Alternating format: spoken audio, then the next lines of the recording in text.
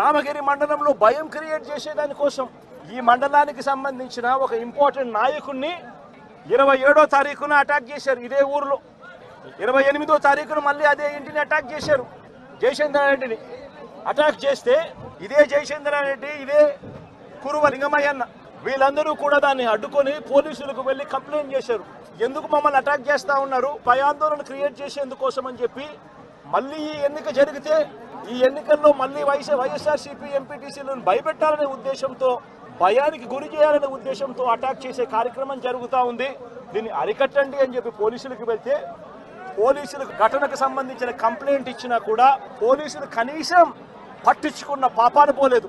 27, 28వ తారీఖున మళ్ళీ ఇదే మాదిరిగా జరిగించిన తర్వాత మార్చి 30వ తారీఖున కురుబ లింగమయ్యన్న కొడుకు బైక్లో తాను పోతా ఉంటే బైక్లో పోయేటప్పుడు వాళ్ళ ఇళ్ల ద్వారా పోయే కార్యక్రమం జరుగుతూ ఉంటే బైకును అడ్డగించి లింగమయ్య కొడుకును అటాక్ చేసినారు. ఫోన్లో నాన్న నన్ను కొడతా ఉన్నారు, నన్ను అటాక్ చేసినారు, నన్ను కొడతా ఉన్నారు అని చెప్పి వాళ్ళ నాన్నతో తను మాట్లాడితే నువ్వు ఫోన్ చేసి మళ్ళీ మీ నాయనకి చెప్తావా అని చెప్పి మళ్ళా వీళ్ళింటికి ఇక్కడ నుంచి 20 మంది బేస్బాల్ బ్యాట్ కూడా తీసుకొని పోయి బేస్బాల్ బ్యాటు, కట్టెలు, రాళ్ళు, మచ్చుకొత్తి కూడా తీసుకొని మీద 20 మందితో ఇళ్ళ కాడికి పోయినారు. ఇంటికాడికి పోయి లింగమయ్యన్నను బేస్బాల్ కట్టెతో నెత్తి మీద కొడితే కట్ట విరిగి ఏకంగా ఆ మనిషి చనిపోవడం జరిగింది.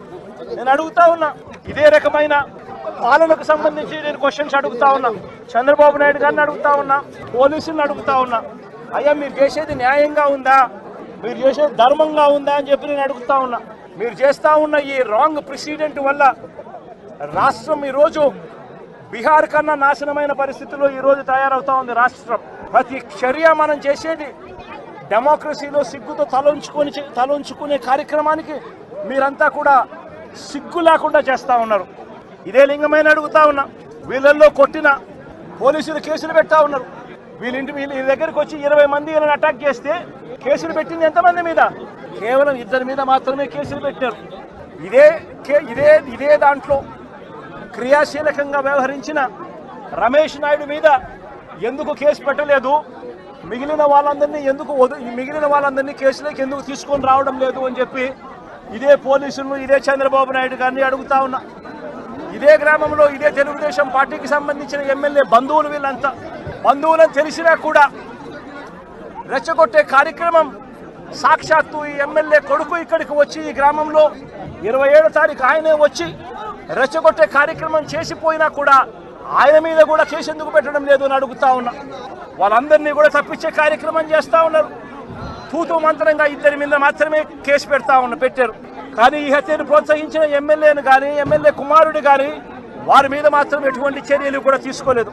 కంప్లైంట్ చేసినా కూడా 27వ తారీఖున, 28వ తారీఖున మా ఇళ్ల మీద దాడి జరుగుతూ ఉంది, మాకు పోలీస్ ప్రొటెక్షన్ ఇవ్వండి అని చెప్పి కంప్లైంట్ చేసినా కూడా పోలీసులు ఎందుకు పట్టించుకోలేదు అని చెప్పి చంద్రబాబు నాయుడు గారిని అడుగుతా ఉన్నా, పోలీసులను కూడా అడుగుతా ఉన్నా. ఇదే ఎస్ఐ సుధాకర్ అనేవాడు వీడియో కాల్స్తో ప్రతి ఎంపీటీసీలని కూడా తానే ప్రలోభాలు పెడుతూ తన ఫోన్లో నుంచే వీడియో కాల్స్తో వాళ్ళతో ఫోన్లో మాట్లాడించి తానే క్రియాశీలకంగా ఇదే రామగిరి మండలానికి సంబంధించిన ఎస్ఐ కేసు పెట్టినా కూడా యాక్షన్ తీసుకోకుండా తానే ఇవన్నీ చేస్తూ ఉంటే ఎందుకు ఆ ఎస్ఐ మీద యాక్షన్ తీసుకోవడం లేదు, ఎందుకు ఆ ఎస్ఐ ఫోన్ రికార్డ్స్ను ఎందుకు పరిగణలోకి తీసుకోవడం లేదు అని చెప్పి కూడా గట్టిగా అడుగుతా ఉన్నా. ఇదే లింగమయ్యతో పాటు కొడుకు శ్రీనివాస్ పై కూడా దాడి చేశారు. కానీ ఆశ్చర్యం ఏమిటంటే లింగమయ్య కొడుకు నుంచి కాకుండా వాళ్ళు కంప్లైంట్ రాసుకునింది ఎవరితో తెలుసా? వాళ్ళంతకు వాళ్ళే ఒక పేపర్ మీద రాసుకొని వచ్చి పోలీసులు చదువు రాదని చెప్పి లింగమయ్య అన్న భార్యతో ఏలుముద్ర బలవంతంగా చేయించుకున్నారు. ఇది న్యాయమేనా అని అడుగుతా ఉన్నా. లింగమయ్య అన్న భార్య చదువు రాదని, కొడుకు పక్కనున్నాడు, దాడిలో ఆయన కూడా గాయపడ్డాడు, చదువుకున్నాడు, కానీ ఆయనతో స్టేట్మెంట్ తీసుకోరు. స్టేట్మెంట్ తీసుకునేది పోలీసులే రాస్తారు. లింగమయ్య అన్న భార్య ఏలుముద్ర తీసుకుంటాడు. ఎందుకు ఆయన చదువు రాదు, భయపడిచ్చి పెట్టకపోతే సంతకం ఏలుముద్ర వేయకపోతే ఏమన్నారమ్మా ఖచ్చితంగా పెట్టాలని చెప్పి ఆమెకు ఏలుముద్ర తీసుకుంటారు. వీళ్ళు ఏం రాసుకున్నారో ఆమెకు తెలీదు. ఏం స్టేట్మెంటు ఉందో దాంట్లో తెలియదు, ఎవడు చెప్పడు. కానీ కొడుకు ఇచ్చే స్టేట్మెంట్ మాత్రం తీసుకునే కార్యక్రమం మాత్రం చేయరు.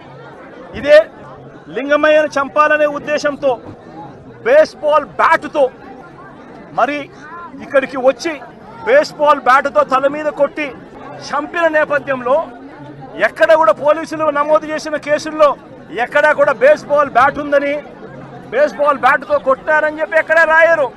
ఏంది చిన్న చిన్న కర్రలతో గొడవ జరిగిందని, ఆ దొమ్మిలో ఏదో జరిగిపోయిందని వక్రీకరించే కార్యక్రమం, వక్రీకరించే ప్రయత్నమే జరుగుతూ ఉంది. ఇక్కడ ఆశ్చర్యకరమైన విషయం ఏమిటంటే పోలీసులు విచారించిన 8 మందిలో 5 మంది మాత్రమే లింగమయ్య కుటుంబీకులు. మిగిలిన 3 పోలీసులు సాక్షులుగా చేర్చిన మిగిలిన 3 తెలుగుదేశం పార్టీకి సంబంధించిన నిందితులకు సంబంధించిన సన్నిహితులను సాక్షులుగా మరో 3 పోలీసులే చేర్చడం అన్నది నిజంగా లా అండ్ ఆర్డర్ అన్నది ఏ స్థాయిలోకి దిగజారిపోయింది, పోలీసు అనే వ్యవస్థ ఏ స్థాయిలోకి దిగజారిపోయింది అని చెప్పడానికి నిజంగా ఇంతకన్నా వేరే ఉదాహరణ కూడా అవసరంలా.